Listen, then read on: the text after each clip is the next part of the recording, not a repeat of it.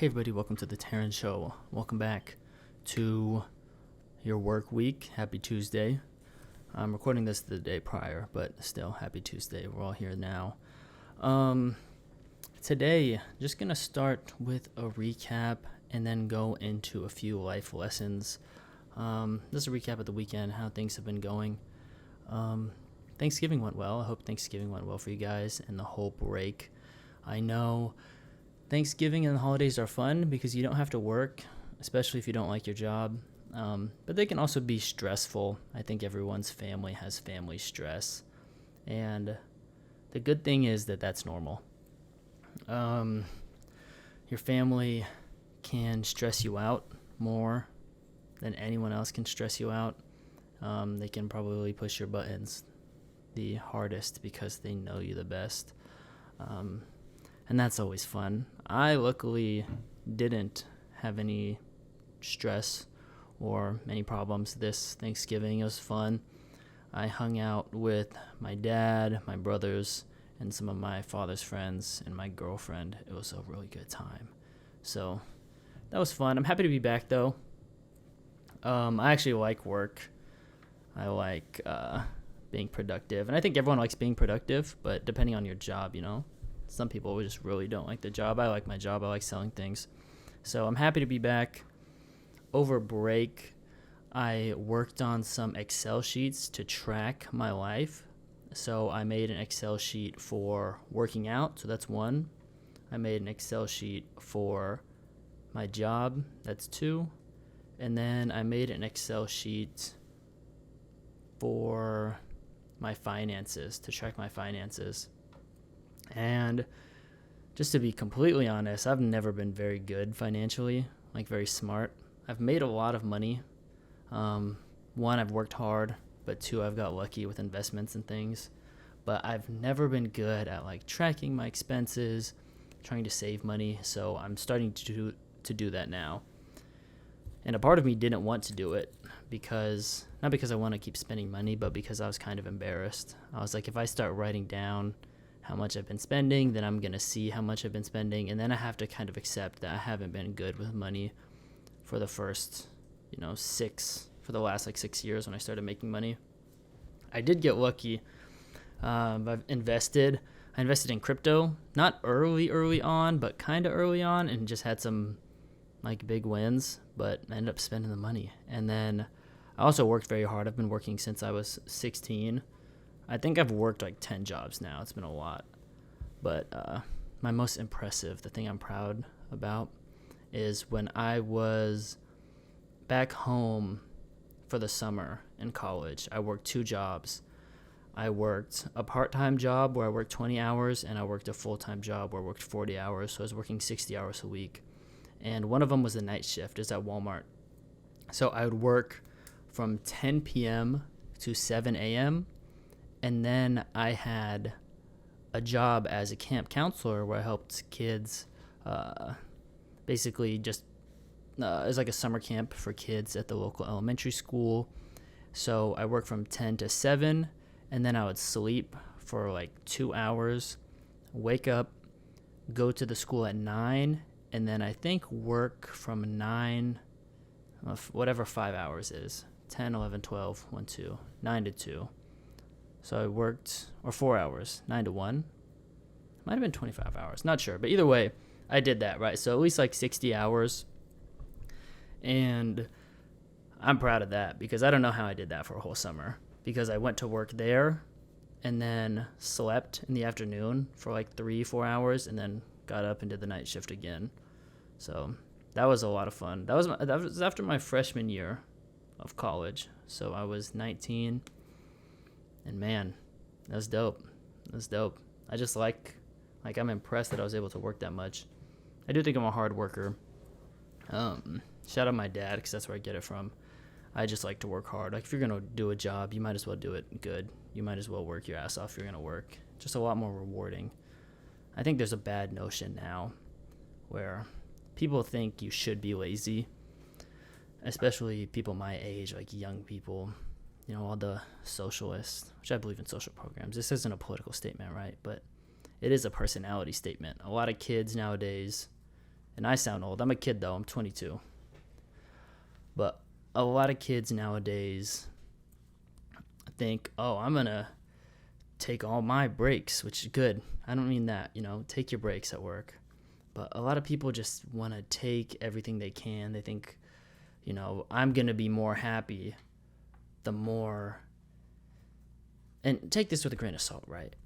There's some middle ground here, but I am going to make the point. Kids my age think that they're going to be happier the lazier they are, and the more days they can get off of work and the more breaks they can take. And they're wrong. Like, the suffering that comes from work is because you're bad at your job, truthfully. Like, you go to work and you're trying to figure out how to get the most breaks. You don't find your work fulfilling. You don't like your job. You think it's pointless. And you're trying to find a way to make it meaningful. And the way you try to make it meaningful is by taking as many breaks, being as lazy as possible. And you're like, oh, this corporation doesn't care about me. I'm not going to care about this corporation. I mean, fair play, but you're not going to find any happiness that way. You should be looking for a job that you want to work hard at. That will fulfill you. If your work is something that you're not proud of, I don't think you should work there, truthfully, no matter what that job is. Not that you should quit, I just think that you should find work that you find fulfilling. And it doesn't need to be a passion either. I think just a job that you find valuable, where you really feel like you're helping. That's what you should do. Even if it's something like, it doesn't need to be you making an album or you painting a canvas. But if you can go work at a food shelter where you feel like your work is valuable and you're actually helping people, that's better than you working somewhere where you don't care at all about the job. You feel like you're not valuable. That feeling of not being valuable, I think, is huge too. You don't necessarily need to love the job or think it's like a great contribution to society. But if you go to work and you feel like they don't need you, that's hard, because you don't want to be in situations where you are not contributing. That goes for work, that goes for relationships, that goes for sports teams. Like that's like an easy example of sports teams. But same with relationships. A relationship is not even a relationship if you don't contribute anything to it. If you have a friend where you don't make them at least feel better with your company, like you're doing nothing for the relationship, and that's gonna weigh on your conscience.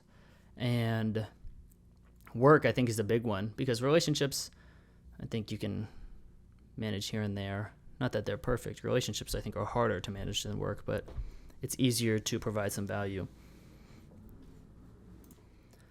Your job, though, you can have a job where you are completely worthless, and that'll mess with your head, because you'll start to think you're worthless. And I'm not saying you are worthless. I don't think you're worthless. Shout out to you. I mean, probably. Hopefully you do something. I'm just kidding. But going to a job every day where you don't contribute anything and you don't help will make you feel not so good. And you'll take up other things in place of that, and you'll try to find fulfillment at your work. I also think being bad at your job sucks, but if you're bad, that's fine, as long as you're contributing a little bit, as long as you're trying your best. But, also being bad at your job does suck. The better you are at your job, the more fun you're going to have. That's just how it is.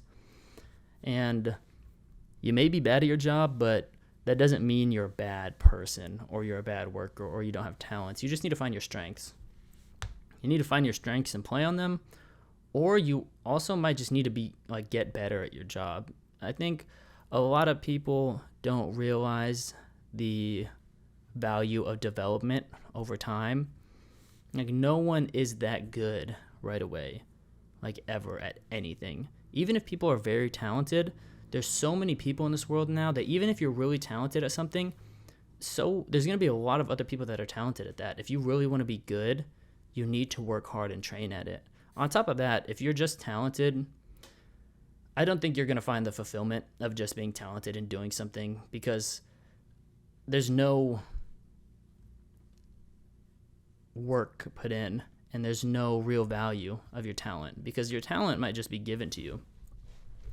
Your talent, that's your DNA, that's your God-given gift. But your skill that you develop through practice, that you develop through, working hard on your craft, that is actually you. That's something that you brought to this world. And I really do think you should be looking to bring things into this world before you leave. You should be looking at testing yourself, being better, contributing to this world, contributing to your relationships, building, buildings, building software, building something that helps society before you get out of here. That's what you should be doing. If you're looking to enjoy life, if you're looking to just be happy, I think you're wasting your time. You'll be happy if you contribute something. You'll be happy if you actually want to help the people around you, your relationships. Even, and I'm not saying, be sadistic or something and don't value yourself, but, and, enjoy life. You should enjoy life. I enjoy life. I'm not going to not enjoy life. It's here for all of us. But where you find real fulfillment is in children. It's in encouraging others and helping others. It's in building things. It's in your work. That's where you'll find fulfillment, is the things that last. That's why you don't find fulfillment in sensation. It's because sensation doesn't last. Ecstasy. You're not going to find fulfillment in ecstasy. It doesn't last. It goes away. Your happiness goes away. Not saying you're going to be sad all the time, but it's just a spectrum of you're happy and sad. But the love that you give to your children or to your friends, they reciprocate that to you, but also to other people. They replicate that. And how hard you work will inspire other people to work harder. So the things that you do that have value are the things that will live on forever. And I think I know there's this mentality now that hopefully you don't have, but there's a mentality now that I heard from one of my old friends where it's like, well, nothing matters anyway because the world just burns up, the sun gets all big. And one, you don't know that, all that, well, maybe the sun will burn up in a couple billion years, but you're looking at it as such a bad scale. You should be looking at, okay, when I'm gone, what will be left of me in the years after? And it's going to be your kids. It's going to be the people that you loved. It's going to be how hard you worked. It's going to be how people talk about you. It's not going to be all the parties you went to. It's not going to be all the champagne bottles and all the crazy stuff, It's not fulfilling. Where are we at, man? But anyway, I had a good Thanksgiving.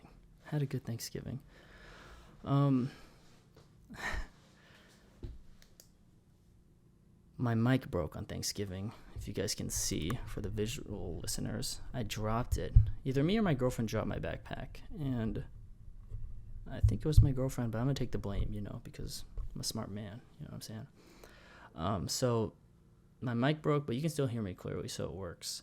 But I flew back. I'm back in NYC now, dude. I'm scared of flying.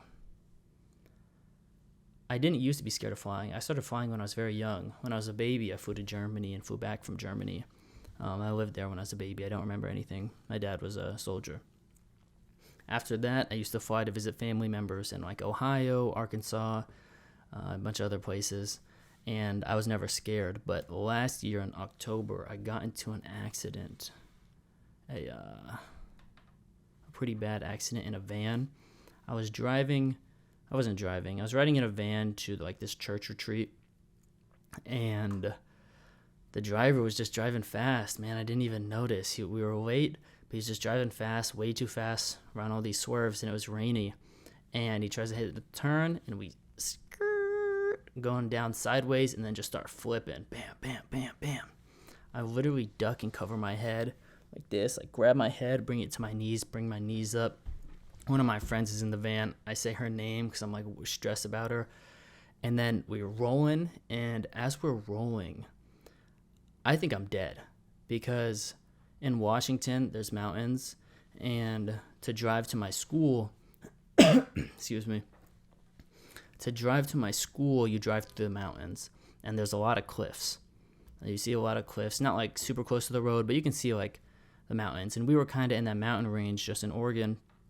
And I thought to myself, we're going down the mountain. Like I could feel every time the van flipped, I could feel the psh, psh, psh. And in my head, we're going down the mountain. I couldn't feel anything in my body because it was pure adrenaline, but I felt like I was somewhere else. Like everything was black, and it was kind of like a weird acceptance where I was like, okay, I'm dead. So it's psh, psh, psh. And this is all happens in like a split second, right? Obviously, I'm not that conscious, but we're rolling. I'm like, okay, I'm dead. And then like click back, I'm in my body. I was out in some friggin' dark realm where everything was black, but I was still conscious at first. I'm back in my body, and I'm hanging upside down, and there's water everywhere. Not like a lot of water. We're not in like a lake or something, but it's raining and it's in the brush, so there's a decent amount of water. But I'm hanging upside down with my seatbelt strapped, and I'm just looking around. I'm like, oh fuck, dude. Like, I do not know what happened. I don't know if this van. My first thought is we're maybe on the side of a cliff. So immediately I'm like, okay, I need to get out. We need to get out as fast as possible. We don't know where we are. So I unbuckle myself and fall to the ground. People are like, like no one's even. People are trying to start to say like, are you okay? I'm like, oh, we're good. I was just trying to reassure everybody. I was like, hey, everybody's fine. We're good. Is everyone okay? Trying to get confirmation. As I'm going to the front, I was sitting in the back of the van. It's like a 10-person van. And I start going to the front, and I find the door. It's hanging upwards, right? So the van is kind of on its side and on its top. So the door opens up to the sky.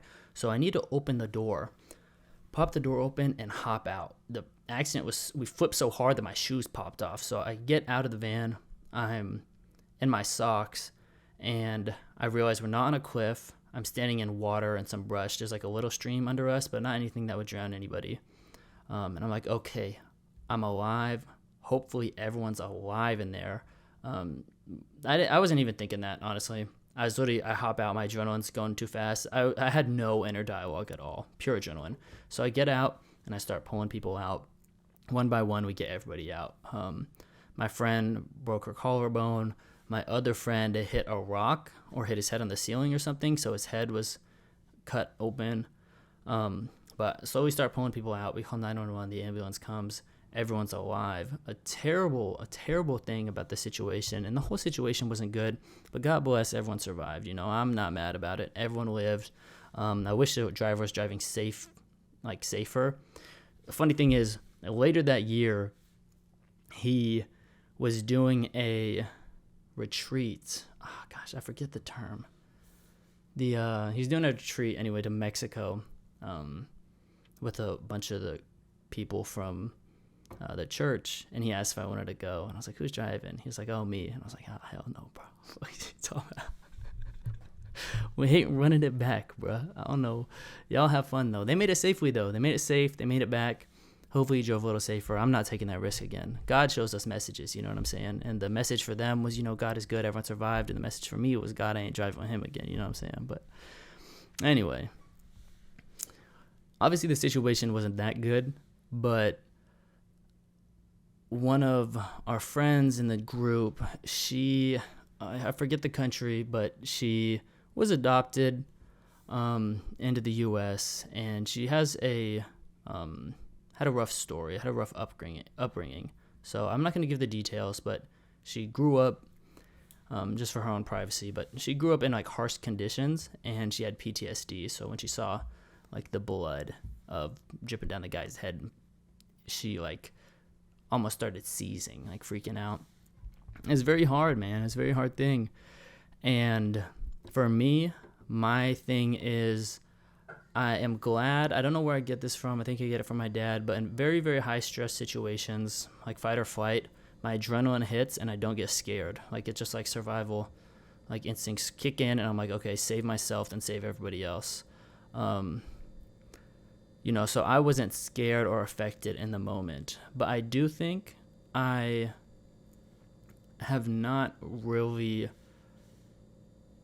began to unpack the emotions of it, because one, I wasn't very emotional from the beginning, but I thought I was gonna die, and I basically didn't think about it after that. Like, my friends were hurt, people went to the hospital, we ended up going to the church camp, talked about God, all this and that. I'm still friends with everyone. The guy that caused the accident, I forgive him. But I basically never thought about it. Like, man, I really thought I was going to die. And I don't really care that much because I think, I'm fine and I'm just glad I'm fine and glad everyone was safe. But it's so hard for me to fly now. Like excuse me. Like when I fly, I am surprised we land every single time. My body is in complete fight or flight. My hands sweat. I get nauseous. My stomach hurts. And I still fly. I've taken like 8 flights in the past like 2 months. But man, I'm trying to figure out how to be comfortable flying again. And I know flying is safe. Like flying is a lot safer than driving. It's a lot safer than, a lot of things that I do. But for me, the mindset now is, it could happen though. It's always that one time. You always think you're safe until that one time happens and you're like, fuck, dude, I could really just die. Like my life is not that protected. And I wonder if this is, I wonder if it's like PTSD. I don't forget though, I'm still flying, but man, it sucks. My first couple flights, I took a lot of sleeping pills because I was just trying to knock myself out, like a bad amount of sleeping pills. But they wouldn't even put me to sleep. I just felt sick, and I was like kind of in and out, but too much sweat, man. I'm sweating just thinking about it.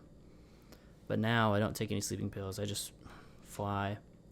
But, on my flight back from Tennessee this Thanksgiving with my dad, I stayed up late, so I only slept like 3 hours because it was an early flight in the morning, and I was like, oh, this will help me sleep. And I could not sleep, man. I slept maybe 20 minutes in the middle of the flight, and it was a short flight, 2 hours, but I could not sleep on takeoff, and I could not sleep when we were getting close to landing because I was like, I need to be awake in case something happens, because I needed to, in that moment when the van flipped, I needed to get myself out of there, and I needed to help people.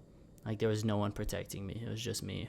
So for some reason in my head, I'm like, I need to be awake in case this pilot tries to, be crazy because I need to save the plane or something. I don't know what it is. None of it's logical. And I don't want to live like that either because it weighs too much on me, man. It's too much stress. So, yeah, man. That was my Thanksgiving. I hope you guys had a good Thanksgiving. And that was my accident. The only major accident I've ever been in. I was in a fender bender once. Actually got an accident in high school and crashed my car and dented it, and I was pissed. It's because I did a 24-hour, I stayed awake. I didn't sleep the night before, and then I was driving, and I was really sleepy. And the person in front of me hit somebody first, and then I hit that person, and I wasn't supposed to be at fault, but then I said, I'm sorry. Are you okay? And since I said that, I got the blame, even though it's supposed to be the person in the middle. And she didn't have a license, and it wasn't her car. So no diss to her, though. I said, I'm sorry. I'll take the blame. It is what it is.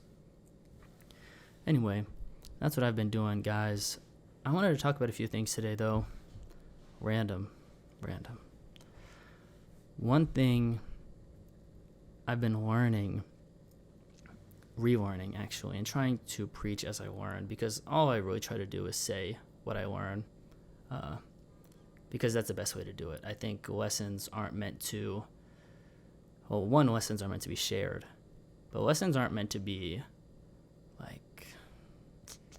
do I say it? I don't even know. We'll just start. Lessons are meant to be shared. And one thing I'm learning as I get older is that doing new things is scary, and that's obvious, but as you become an adult, doing new things is something you can kind of opt out of, which you don't think about when you're a child, because when you are a kid, you are forcibly put in uncomfortable situations. You are dragged everywhere by your parents into experiences where you don't know what's going to happen. Simple things, right? When you're a baby, you go to the grocery store, or as a child, you go to, family parties or something, just places you haven't been, so it's new, so it's scary, but it also makes life exciting, and you never know what's going to happen. You're also in school, so you're pushed through the grades, whether you're ready or not. The next year, you're in a new situation. And then some years, you go from elementary school to middle school, then from middle to high school, and then high school to college. And all these things, kind of like society just pushes you through them, whether you like them or not. The thing is, when you become an adult, you can kind of avoid a lot of those things. You can be satisfied because no one's going to push you. No one's going to tell you, hey, you should try to find a new job because you've been, because it might be a good opportunity. You're comfortable. If you're comfortable, you have a good job, everyone will tell you, that's good. It's a good job. Stay in that job.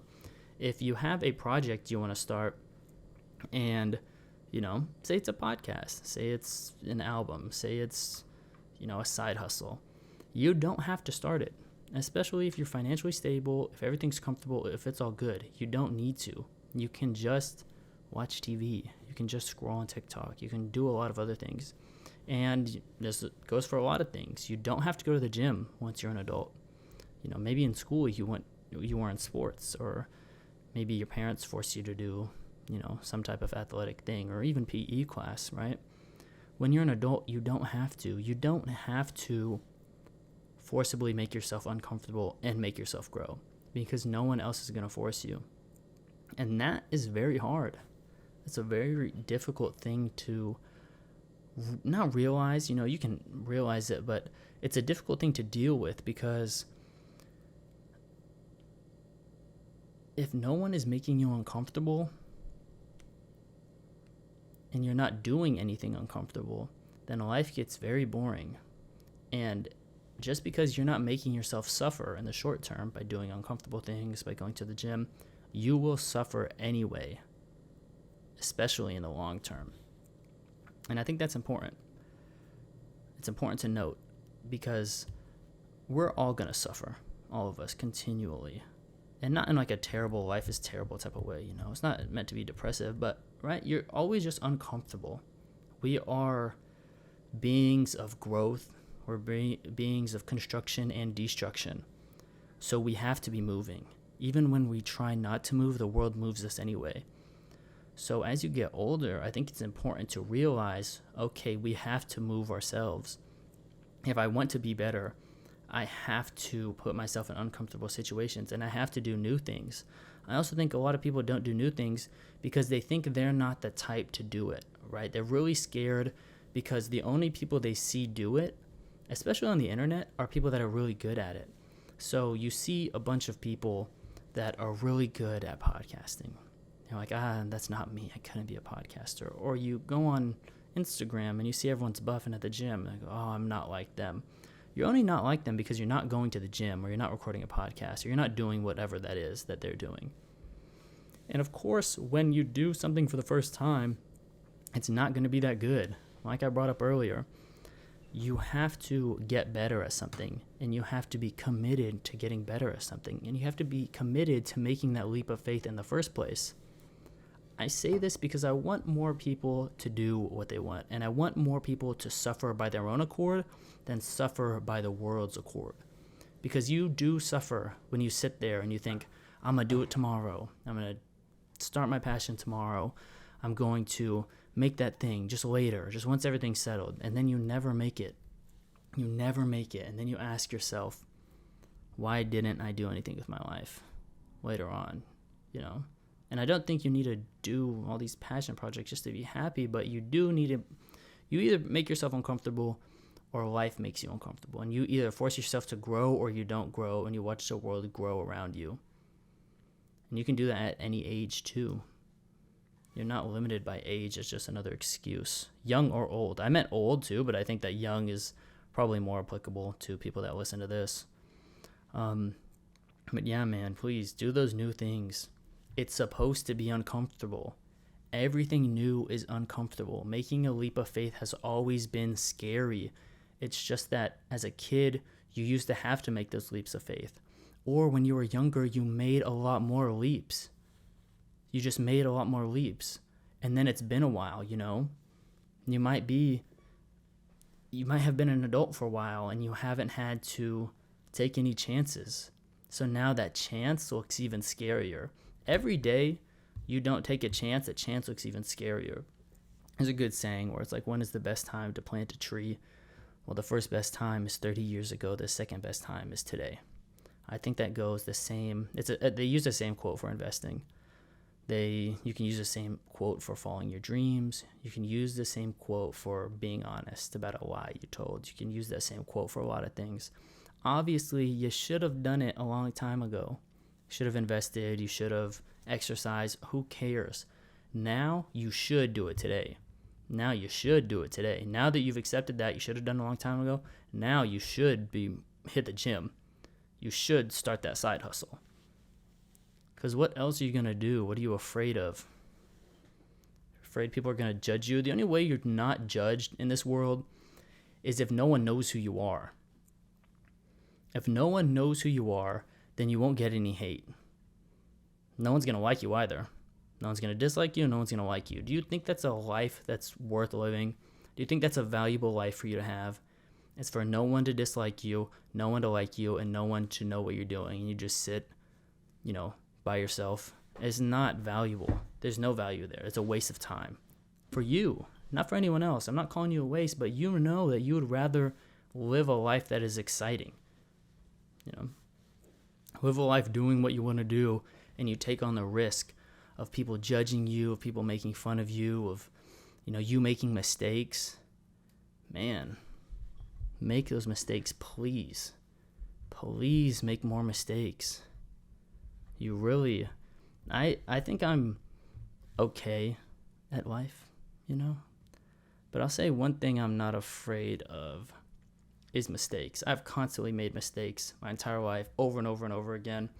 And I don't think a lot of people see that, people that I used to work with, my family members, my friends. But I've failed, and maybe they have. Either way, that's even better.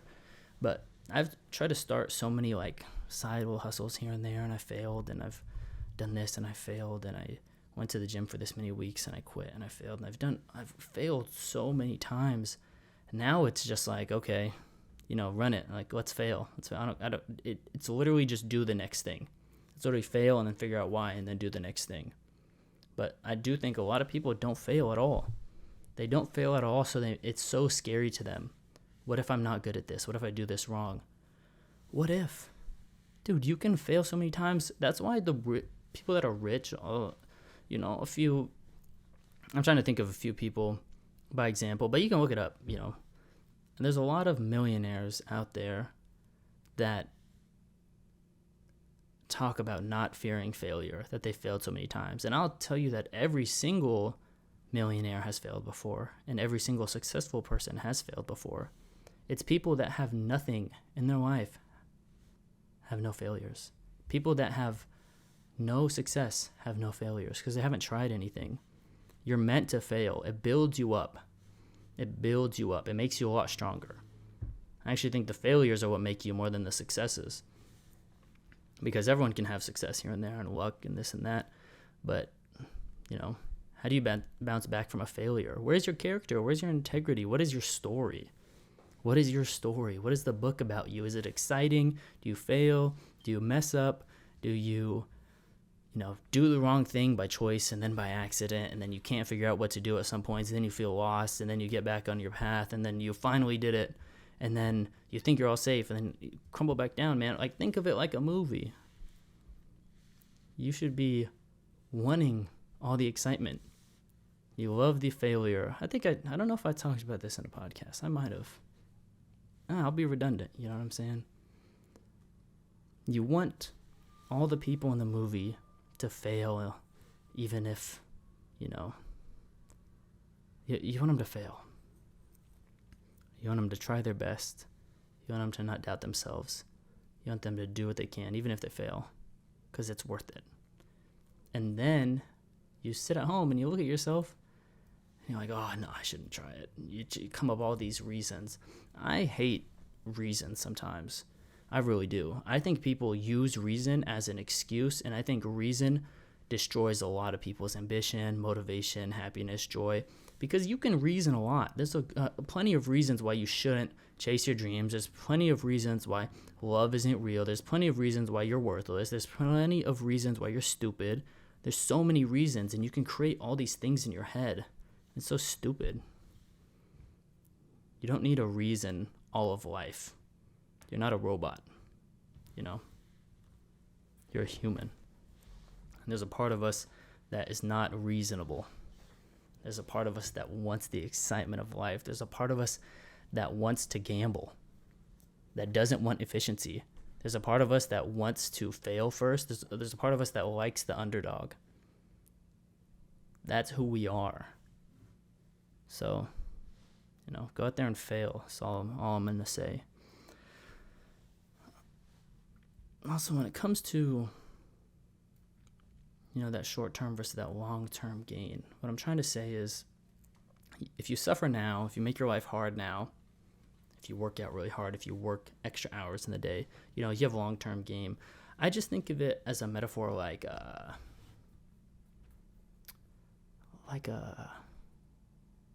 what's that called? Treadmill? A treadmill of life kind of pushes you forward, like a reverse treadmill. It pushes you forward anyway.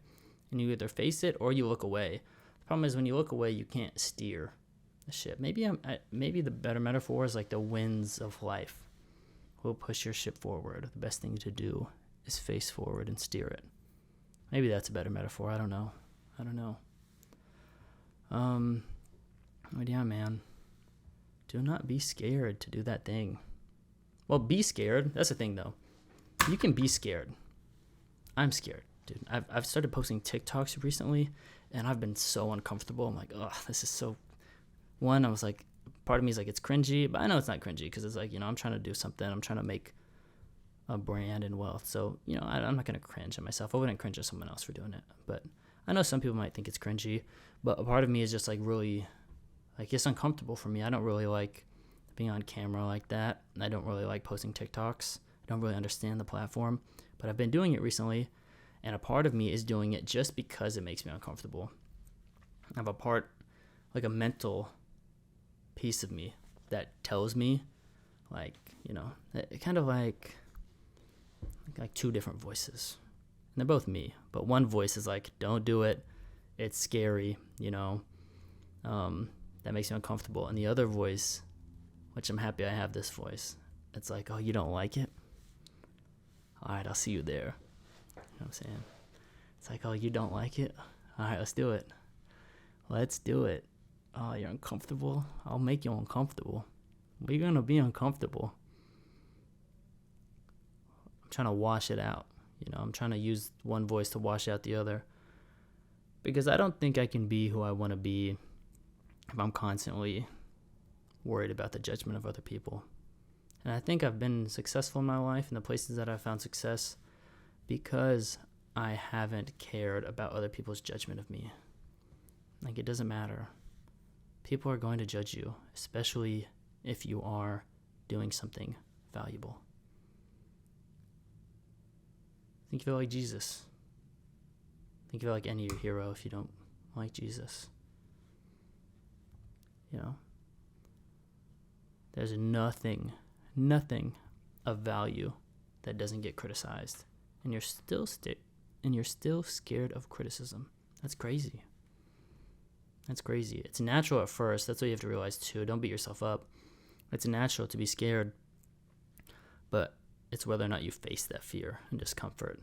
It's whether or not your life is valuable, because again, it's not for other people. When you chase your art, when you chase your passion, when you try to better yourself, it shouldn't be for other people. It shouldn't be, nothing you do should be for other people. Obviously, you should care for other people and provide them resources, but like the building of your character should be for yourself. You shouldn't be doing things because you don't want to be judged, because you don't want to do bigger things. You shouldn't like lay low because you're scared of judgment, because that's stupid. You should chase what you want to do, but you also shouldn't go out there and try to prove everybody wrong, because no one cares. No one truly cares, and they might care now, and maybe you get at those people that made fun of you in high school, but when you're on your deathbed, when you're 70, no one's going to care, dude. They're going to be looking at their lives, and you're going to be looking at your life. And that's the thing, is either way it goes, whether you are too scared to do something or whether you are trying to prove all those people wrong, all of that shit is fake when you get to your deathbed. And all that shit is fake when you're a child and you're pure, because it's not real. It's all just stories we make up, and no one cares. No one cares, because you don't really care about all the other people, what they're doing. You just compare it to yourself. You're still looking at yourself. When you're sitting there judging yourself off of the money you made, you're not judging the money you made, you're judging how much money other people made, or what is their career success, or what does their relationship look like. You're not even really looking at them, you're looking at yourself. So if you're going to look at yourself, you might as well do it in an honest fashion, so then you could really understand yourself, and you could really understand, what do I want? Who do I want to be? What type of mark do I want to leave? That's what you should be doing. That's what I should be doing. That's what I'm trying to do. And hopefully you're trying to do that. I don't really like the motivational type speaking that's like, you should be doing this, or you need to do this. And I guess, that's all I do. But I think that people know what's best for them. And I don't think I really know you. The same way I don't completely know myself. So I don't know what you should or shouldn't be doing. But I think you should figure out what you should be doing. I say that because, let me take a step back. I say that because maybe you're already doing that, right? So I don't want to judge you. I don't want to come here and tell you that you need to do better, because maybe you're doing good and maybe you're already doing this for yourself, and that's great. But if you're suffering and you're wondering why, that's a big thing about my philosophy. And that's the brand I'm trying to build, is I want to help people that want to be helped. I want to work with people to find motivation when they are seeking motivation, or find inspiration when they're seeking inspiration. I'm not here to tell people they are bad because they don't make a certain amount of money. And I'm not here to tell people they're bad because they don't have the same motivations as me. That's so stupid. And I know people do it because they're trying to build their brand, but it's hard for me, man. And I'm talking about like the TikToks, right? I see like people cover maybe similar topics that I cover, and they'll be like, the reason you're failing is this. And I don't know. I just don't like it. I don't like saying the reason you're failing is this, or you should be doing this, because I don't know. Maybe. And maybe they're posting that content to reach that person, but I do think it gives an interesting vibe. I'll just say that. Because one, you don't know who it's reaching. I guess everything has some pros and cons. I just think there's some cons if you go out there and you say, all of you guys need to be working harder. Because I think you need to be working harder if you should be working harder, but you know if you should or not. You know. Maybe it's an uncomfortable truth, but it's still a truth for you. But what happens is if I go out there and I tell everyone they need to work harder, there might be someone that's been working their ass off that needs to spend some more time with their family. There might be someone that's been working as hard as they could, but they need to quit and go to a new thing that plays on their strengths more. It's interesting, man. The internet stuff is interesting. But ideally, I build a brand where I can help people who want to be helped, that are interested in the same topics as myself. I am going to do whatever I can to make that happen. So, hey guys, I appreciate you guys listening. Seriously. I think you should work harder. I think you should work harder if you need to work harder. Reflect on what you need to do, man. And just know, I do think this is a truth, an eternal truth. Suffering will come. You can either choose to suffer by putting your body, mind, and soul in uncomfortable situations that will help you grow and develop as a person. That's suffering by choice. Or you can suffer because you want to stay the same, and you know that you won't. And you know that the world will continue without you. And you'll try so hard to hold on to yourself, your false sense of self, your false sense of ego, with luxury, with ecstasy. Try to hold on to something that's not really there. And you're going to suffer either way, but I recommend you force yourself to grow and choose that type of suffering. It's better for the long term. It will build something that does last, because you will leave this earth one day, as will I. But the things that you do that impact the people around you and the things that you build will last forever. And the building won't last forever, but the building will house someone that will spread something to another person. That's the only way we last, is through our relationships and to our interaction with the earth. Because we will all go. And it's not a bad thing, man. We don't know where we go next. Who knows? Some people say they know. All I'll say is I don't know, man. So much love to everybody, man. Thank you guys for listening. Looking not really looking for guests right now, but follow me on TikTok, man. Follow me on Instagram, Spotify. New episodes out every Tuesday and Thursday. If you have any questions or topics you want me to cover, please message me, man. Yeah, you guys have a good one. Good luck out there.